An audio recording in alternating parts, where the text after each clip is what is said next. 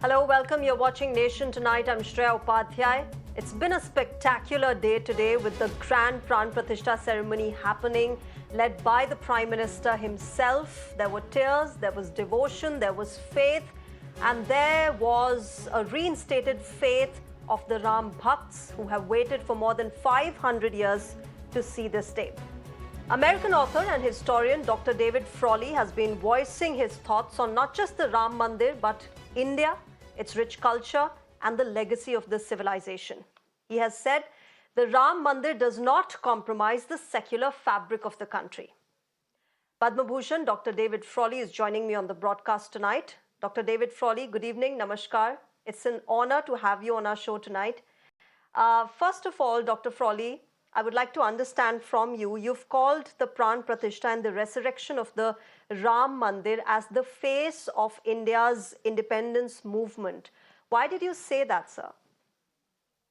I said that because Sri Ram was the inspiration behind India's independence movement.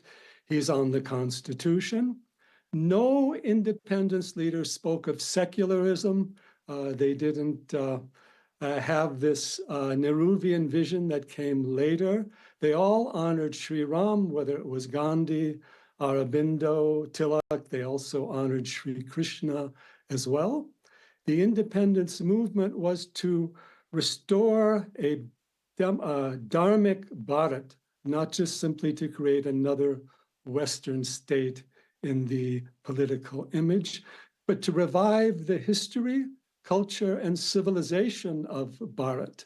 Look at what Sri Aurobindo said. He says, India is the Sanatana Dharma.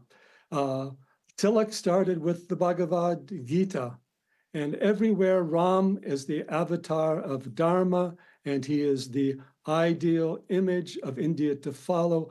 So if you want to see the image of India today, you are looking at it at Sri Ram in Ayodhya, not at anything else, and an image that's been going on now for thousands of years. You've been, a vocal supporter of the Ram Mandir, Dr. Frawley. How did you see the Pran Pratishtha ceremony today? It was a grand ceremony. It was visually spectacular. We had people with tears in their eyes, not just the ones who were attending the ceremony, but back home, I had family members, and there were several others who were, in tears while they were watching the grand ceremony.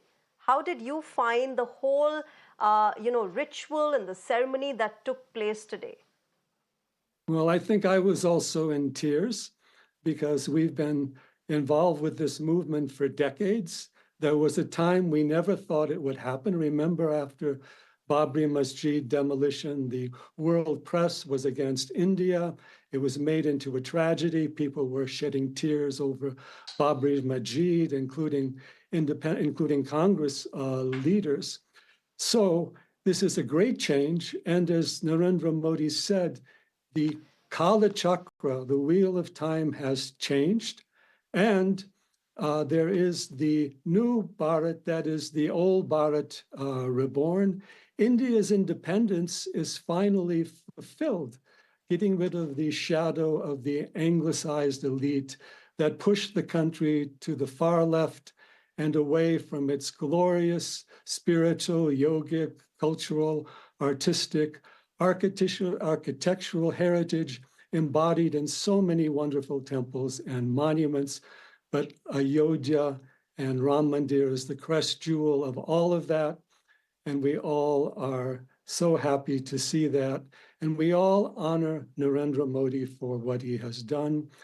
There is no world leader I know who has done a task with so much dedication, devotion, seva, service, tapas, and he's made all of us proud. And he has also used that devotion to Sri Ram to awaken India to its true place in the world and to restore its heritage and transform it for the benefit of all humanity. Which leads me to my next question, Dr. Frawley. You talked about the Western thought of India and the Indian civilization. And today, we've had people, Indians, Ram Bhakts around the world joining the celebrations that were happening in Ayodhya. But how much do you think that has changed over the years, with the Ram Mandir's resurrection happening, with India now voicing her opinion in a stronger, firmer manner in not just, civilizational concerns, but also in political issues, in geopolitical issues? How much of that do you think has evolved, has changed the Western thought over the past few years? Well, definitely India is a major player on the world stage today in all areas, whether it's economics, whether it is diplomacy, whether it is culture, communication. We have this large Indian diaspora, which is mainly Hindu, prominent all over the world. In almost every country, we have groups that are practicing yoga, that are involved with Ayurveda, kind of Indian Bharatiya counterculture throughout the world. India commands respect today. And let me state this very clearly. The world respects a strong country, not an apologetic country. They respect an independent country with its own view. India today is the country in the world that is most representing the multipolar world, which we need today.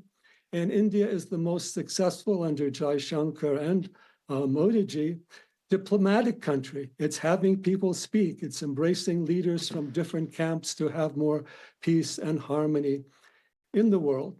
So this new Ram Mandir is an appropriate image and face for the new India. And the new India also reflects the fearlessness, the courage, the persistence, determination, and compassion that Sri Ram embodied. And look at all the difficulties he had to face. He overcame those. India too will overcome these difficulties, but it is Dr. Frawley, already rising on the world stage, fastest growing world economy. Yeah.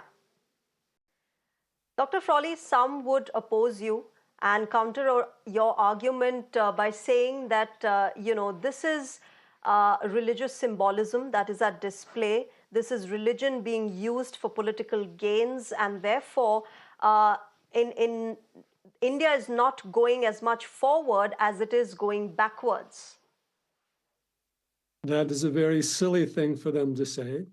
India is a country that was partitioned along religious lines at its very beginning to create this sense of peace.